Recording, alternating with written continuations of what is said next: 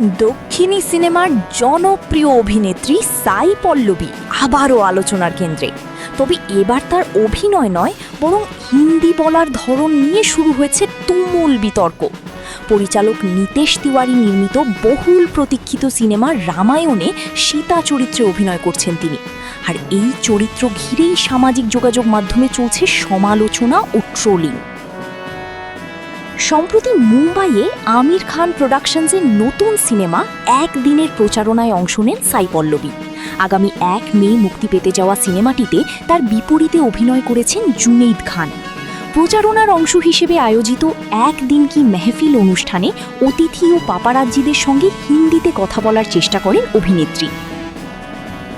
কিন্তু হিন্দি বলতে গিয়ে কিছুটা অস্বস্তিতে পড়েন তিনি। এক পর্যায়ে হাসি মুখেই স্বীকার করেন তার হিন্দি খুব একটা ভালো নয়। সেই ভিডিও সামাজিক যোগাযোগ মাধ্যমে ভাইরাল হতেই শুরু হয় সমালোচনার ঝড়।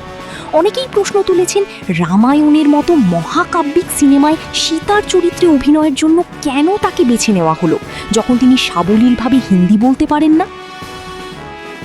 এক নেটিজেন মন্তব্য করেন, সাধারণ হিন্দি শব্দ উচ্চারণ করতেই যেখানে সমস্যা হচ্ছে, সেখানে সীতার মতো আইকনিক চরিত্র কিভাবে ফুটিয়ে তুলবেন সাই পল্লবী।